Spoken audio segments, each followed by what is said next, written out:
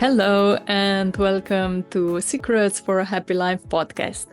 I'm your host, Petra Bitenc, and I am so glad that you are here. In this episode, we'll be tackling a topic today that many of us struggle with. Overcoming low self-worth, self-criticism, shame, and self-punishment. And if you've ever felt like you're not good enough, no matter what you do, or you have a harsh inner critic, inner voice that constantly nitpicks your every move, this episode is for you, my dear. Because in this episode, we'll explore why we can be our own self-worst critic. We'll be looking at how unresolved emotional wounds, perfectionism, and unrealistic standards, they can all chip away at our self-worth. We'll also talk about how feelings of shame can send us into this shame spiral of self-criticism. And if that sounds familiar, I feel you. But most importantly, we'll discuss how to break out of those negative patterns. I'll share some insights from psychology and a few relatable stories, a bit change to protect privacy of my clients. Plus, I have two practical exercises for you. One is journaling prompt, so it will help you reflect and rewrite your self-worth story.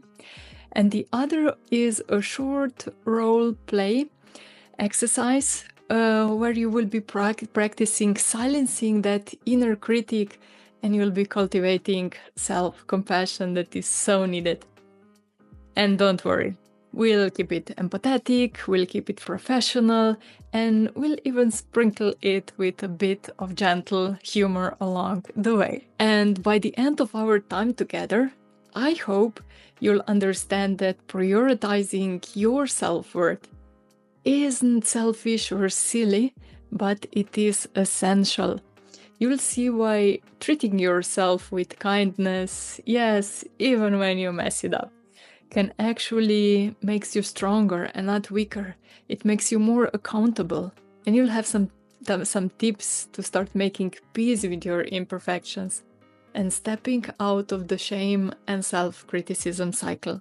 So grab a cup of coffee or get comfy on your walk or commute, and let's dive in. So firstly, let's start by understanding what low self-worth really is and where does it come from. Low self-worth or low self-esteem basically means that you consistently feel not good enough or not as worthy as others. And because of that, you may downplay your achievements, or you have a really hard time accepting compliments, or you constantly apologize for everything. Internally, it often sounds like a nagging inner critic voice telling you things like, "You're so stupid for doing that," or "You'll never get it right."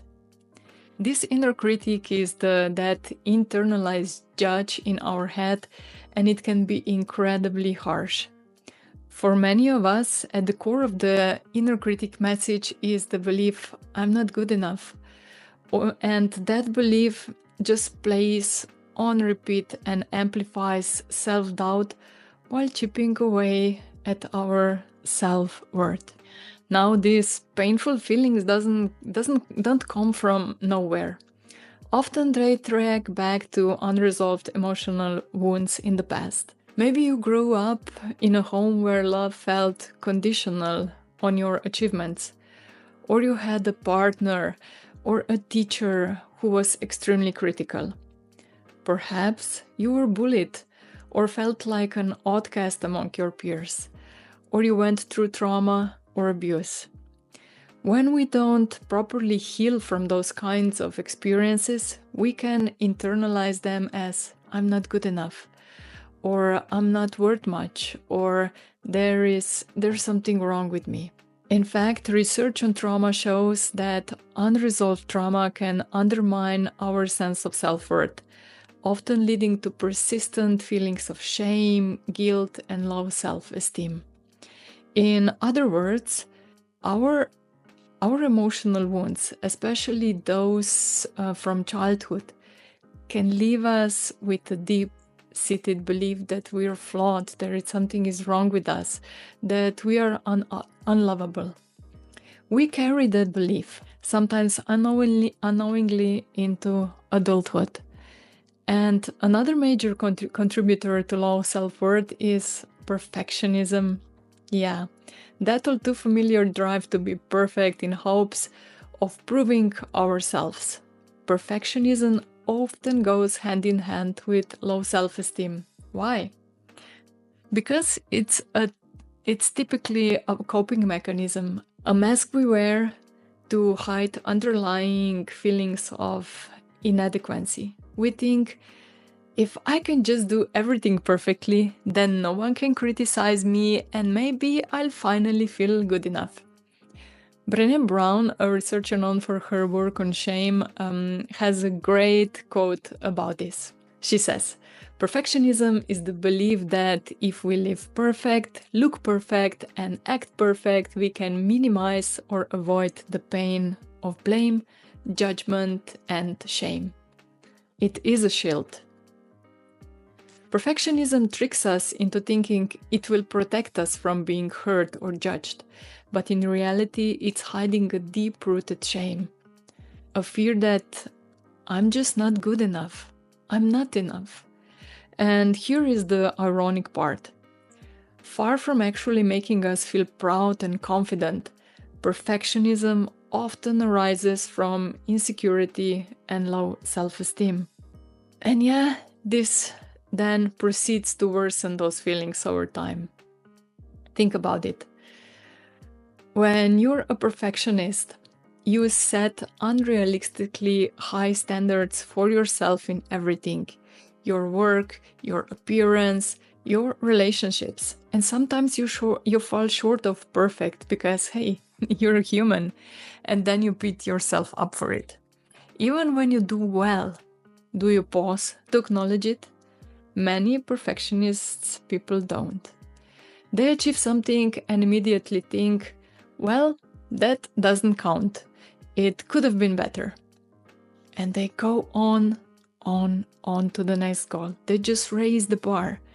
They refuse to celebrate success because any small flaw in their eyes invalidates that achievement. Psychologists note that perfectionists often keep moving the goalpost on themselves. Even when they accomplish a goal, they've already set a new, higher, even higher goal, forever chasing an ideal that does not exist. And as a result, no accomplishment ever feels like good enough. And that person never feels good about themselves. This is an exhausting treadmill of I'm not good enoughness. Can you maybe relate to the pattern? Maybe you get a 90 out of 100 on something, and instead of feeling proud, you obsess over that 10%, over those 10 points you missed. Or you receive 20 positive comments and one critical one. And all your focus goes to that one critical one. This is the trap of perfectionism and unrealistic standards. It feeds self-criticism and low self-worth rather than curing it. You lose sight of your strengths and only see what you didn't do perfectly. And that can lead to shame. Shame is a huge piece of this puzzle. Shame is that deep, visceral feeling that there is something fundamentally wrong with you, that you're somehow unworthy of love, acceptance, or respect. Guilt says, I did something bad. Shame says, I am bad. One of my favorite definitions of shame comes from Dr. Brené Brown, who describes shame as the intensely painful feeling of experience of believing that we are flawed and therefore unworthy of acceptance and belonging. When we experience shame, we want to hide, we want to disappear, we would just want to go from this earth. We might put on a mask, like trying to be perfect or ultra agreeable, to cover up what we think that are our unacceptable flaws. We might also turn that feeling inward and become very angry at ourselves. Let's say how this works. Say something goes wrong, you made a mistake at work, or you feel rejected by someone. Instead of just feeling disappointed or guilty about that specific event, you feel ashamed at yourself as a person. That shame then often triggers your inner critic to pipe up with harsh self-judgment. See, it's because you're incompetent, or you always mess up, or no one will respect you now. And those self-critical thoughts are oppressive, and they're often untrue, but you soon start believing them. This makes you feel even more ashamed and down on yourself. And you might withdraw from others. You might ruminate endlessly on your failure, or even punish yourself emotionally and sometimes even physically, as if you deserve to feel miserable. All of that isolation and rumination just creates more and more shame. You end up caught in what feels like a downward spiral. The more shame you feel, the more you beat yourself up. The more you beat yourself up, the more worthless you feel. Psychologist Mary Baker described it well. Shame can rise to a relentless inner critic, amplifying self-criticism and causing a never-ending cycle of self-doubt. In other words, shame fuels self-criticism, and self-criticism fuels more shame. It's exhausting and painful, isn't it? And before we move on, I want to acknowledge something. If you recognize yourself in some of what I'm describing, please know that you are not alone, and there's nothing inherently wrong with you. So many of us, especially many high-achieving, hardworking women, carry these feelings of non-enoughness. We all have an inner critic to some degree. It's basically part of being human with a thinking brain. And we all experience shame at times. It's universal emotion. So if you're listening to this thinking, well, I do that, but maybe it's just me, I promise you, it's not only you. You're in good company here, and it can get better. I've seen it in my clients and in myself. These patterns can be changed with some awareness and some practice.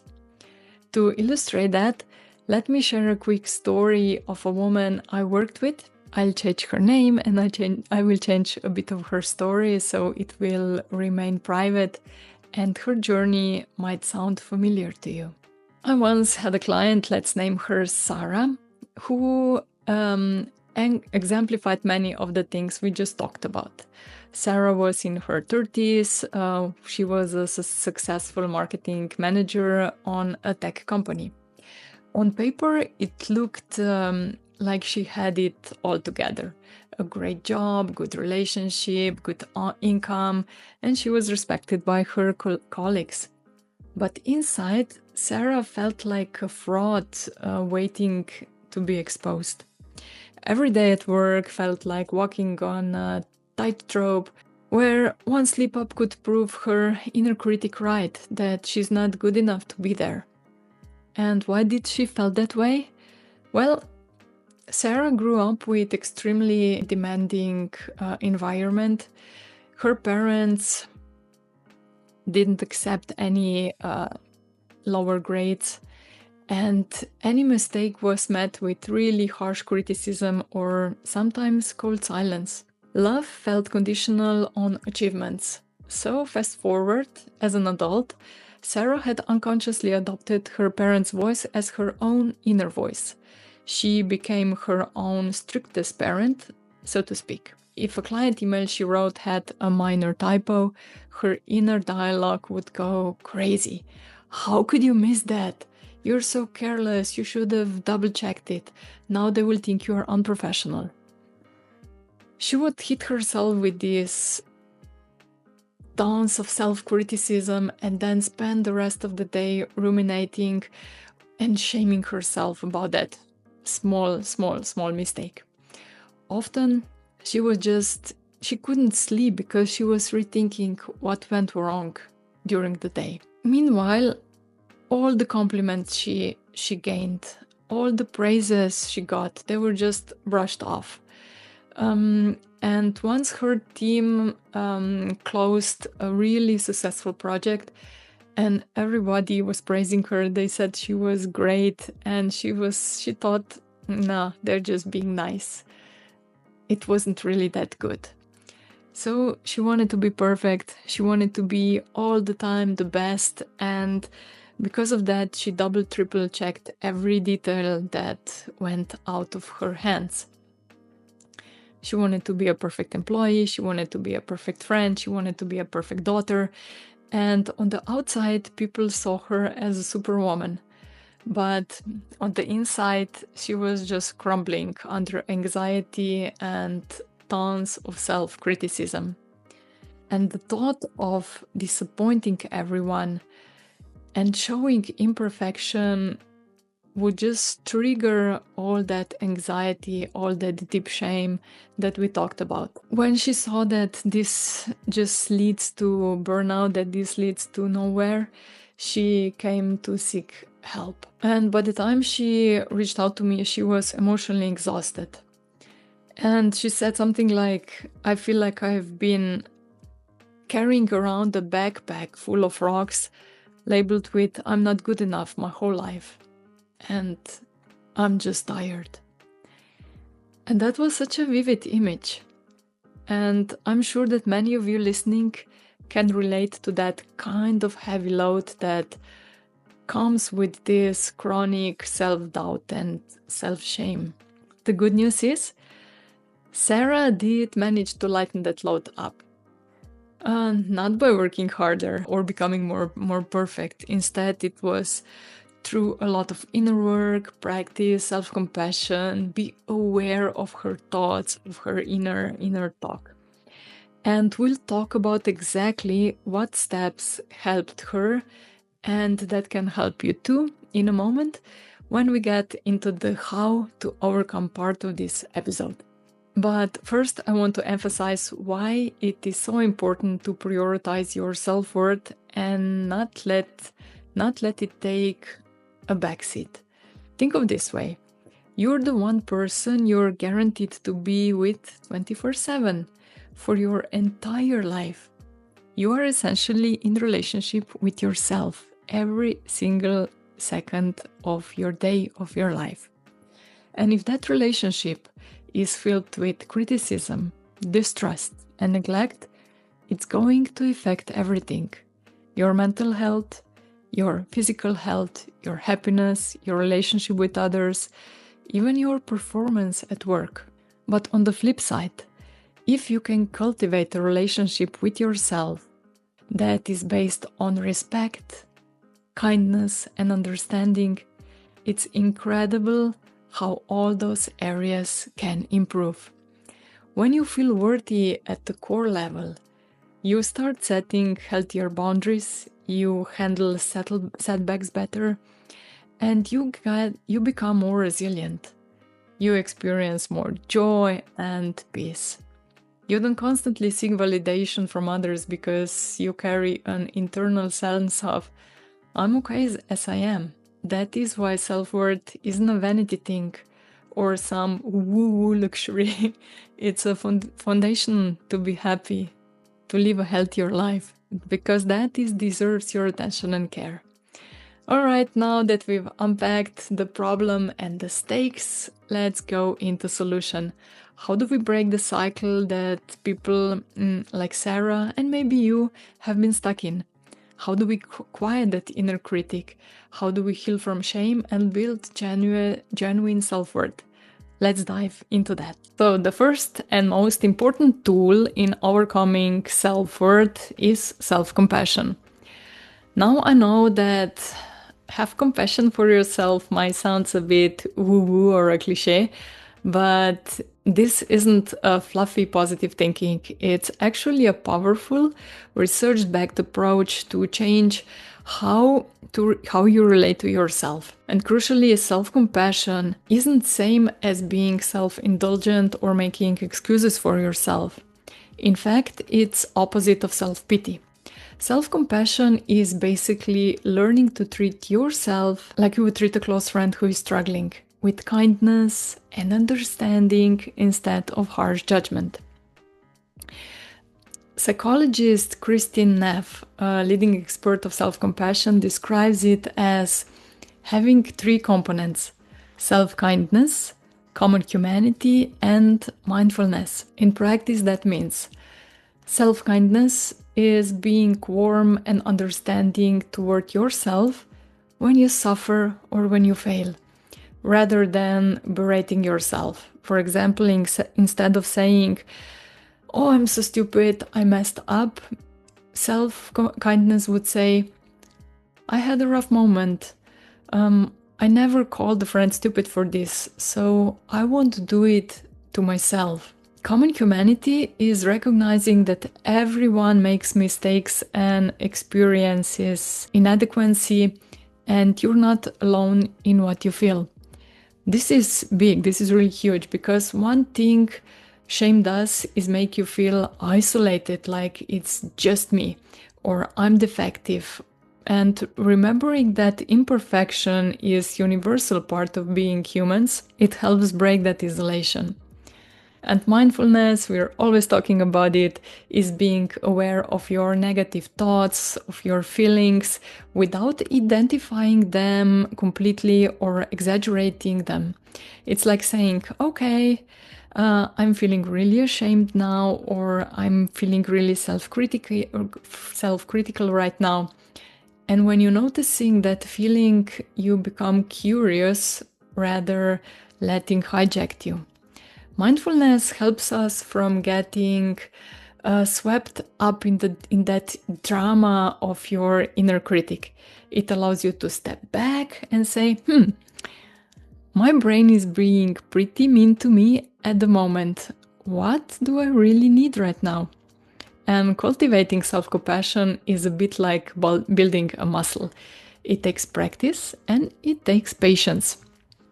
At first, it might feel awkward or even counterproductive, but try it and you will see it really helps.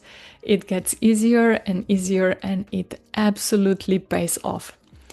In fact, let's bust a common myth right here. Some people worry that being self-compassionate is the same as being easy on yourself, and that if they aren't hard on themselves, they lose the drive, they will lose the accountability. Have you ever secretly felt like that? Like, if I don't whip myself into shape, I'm just becoming a lazy person and nothing's gonna work. I hear this a lot, and I used to believe it too. But it's a total myth. Research shows that self-compassion actually increases personal accountability and motivation.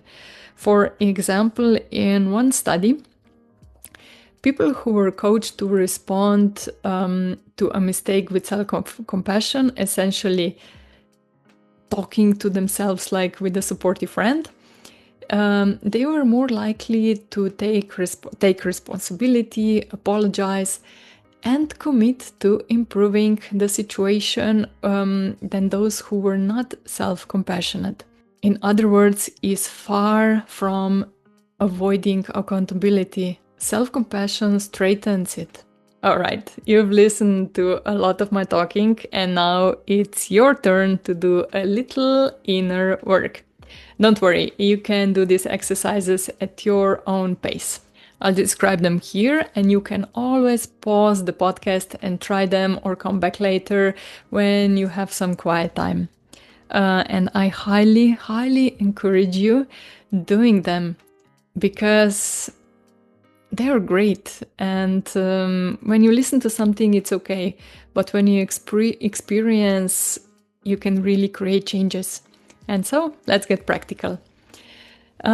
First, we will start with journaling exercise. So grab a journal or a piece of paper for this one. The goal of this exercise is to help you reflect on where your feelings of self-worth originated and begin rewriting that narrative with compassion.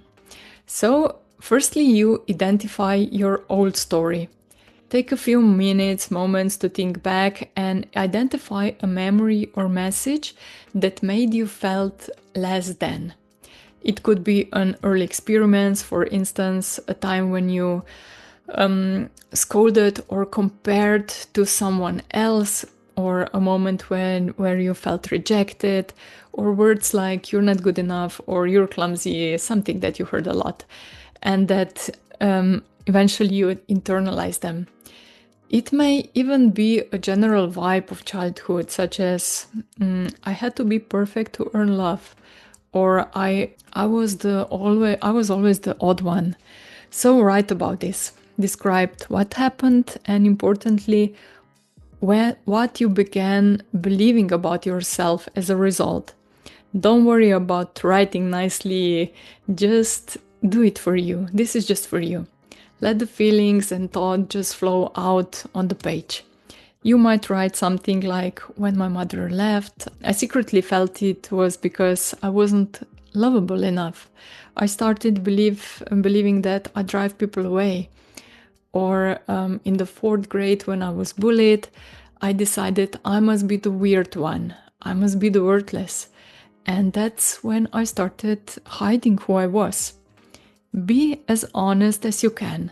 This is for you. This is uncovering your self-worth stories or origin.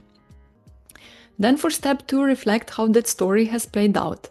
Jot down a few notes on how that belief you wrote in step 1 have affected you over time. For example, "I never speak up for myself at work because I assume my needs are not important," or "I jump from relationship to relationship, seeking validations because I don't feel lovable on my own," or "I overachieve to prove that I am worthy, that I have value, but inside I felt like I'm not worthy." So that part might be a little tough, but it's worth to do it. You're basically connecting the dots between that old story and your current life, your current behaviors or feelings. In the step 3, you write your story with compassion. Now this is the empowering part. I want you to imagine you could talk to that younger version of you who formed those beliefs. Picture yourself as you are now, wiser, stronger, and full of care. Sitting with your younger self, whenever that was, at 5 years old, 10, 15, whatever age comes up to you. And just write, what do they need to hear in this moment? Or when they were hurting the most.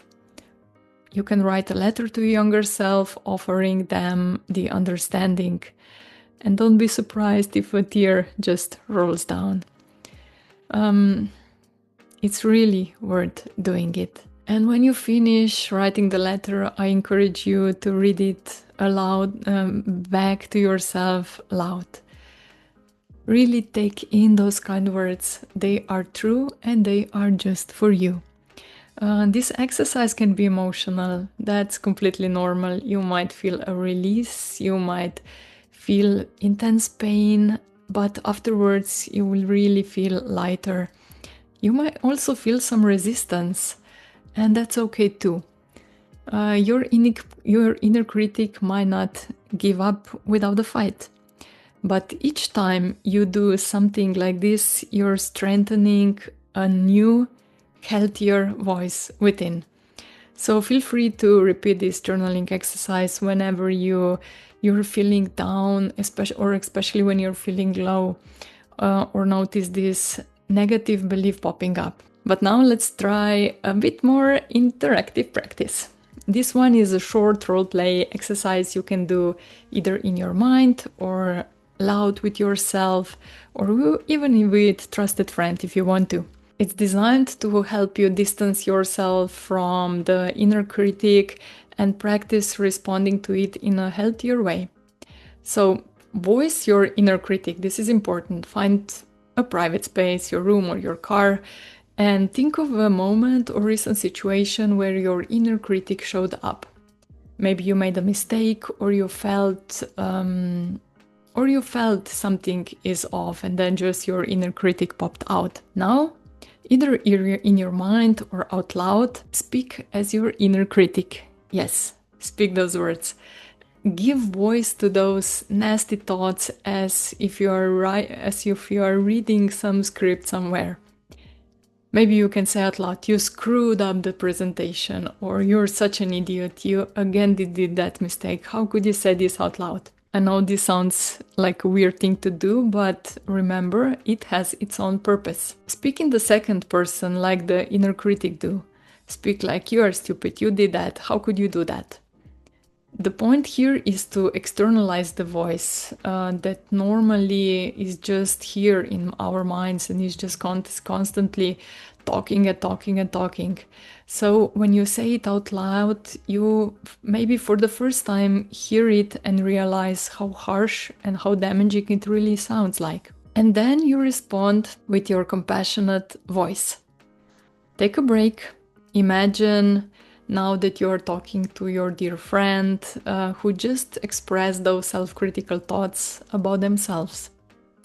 Or imagine that you're a mentor or you're a coach responding to your client or responding to someone you care about. Maybe imagine your kids if you have them and responding like you would respond to them. You can say, if it was about some mistake that you made, "Yeah, I understand it was a mistake, but you're just a human and not everything will be perfect. And if you remember when you did this and that, it went really well and people were liking it and you learned from it. I think people around you who saw that mistake probably thought it's nothing major. It's just a human flaw. So even if you messed up some parts, it doesn't mean that you're not good enough, or it doesn't mean that you're not qualified for the job, or it doesn't mean that you're a good friend. Next time you will know how to do it, and next time you'll do it better." And use a firm tone, but with love inside. You're encouraging them. You're not getting angry, but you are compassionate. You try to resolve that inner tension and just play with those inner critic and with that compassionate friend of yours. And you can role play it and exchange words and just notice how you feel, especially when you feel the compassionate friend talking to you in this nice, beautiful tone of voice, with love in their voice and with compassion. And then you just repeat that, you just reinforce that. This role play might take 5 minutes or might take 20 minutes. It doesn't matter. It's something that you can repeat over and over and over again. Every time you catch your inner critic going wild, you can do that. And you can practice it, and sooner or later, mostly sooner, you will be able to catch yourself and stop yourself immediately, and that is that awareness, that mindfulness that we were talking previously about. So just give yourself some love, give yourself some compassion, and treat yourself like you would treat your best friend, like you would treat your kids, with love, with understanding, and knowing that over time you will start to become more compassionate toward yourself, and it feels good. It really feels good. I can tell you that from my own experiences, that now when I make mistake, I don't indulge in those self-criticism for too long. I do it because it's just a normal thing to me, but I really catch myself soon, quickly, and then I feel much better afterwards. I still take all the credits for what I did wrong. I tried to resolve it. I tried to solve the problem if it occurred, and move on, learn from it and move on. So I hope you will learn that too. Thank you so much for listening today and for caring about your well-being. The fact that you made it to the end of this episode shows that you are invested in making a positive change in your life. So give yourself credit for that. I'm proud of you for being here, truly. And as we wrap up, I'd love for you to carry this question around with you. What is one kind thing that you can do for yourself this week to honor your self-worth? It could be an action like taking 1 hour just for you, for self-care. Or it could be internal, like stopping yourself in a self-critical moments and saying, no, I deserve better than that. And whatever it is, make it something that resonates with you, and please do it. You deserve that care. And if you enjoyed this episode or find it helpful, please subscribe to the podcast so you won't miss the future episodes. I have lots more to tell you. I have lots more inspiring and practical topics coming up on Secrets for the Happy Life podcast. I would really appreciate if you could take a moment to rate and review the podcast on your platform of choice, wherever you are watching this. Your reviews not only give me valuable feedback, but they also help other listeners discover this channel, this show. So until next time, stay well and keep shining. Remember to laugh more, to smile more. I am Petra, and you've been listening to Secrets for a Happy Life podcast. Take care and have a wonderful day. Bye.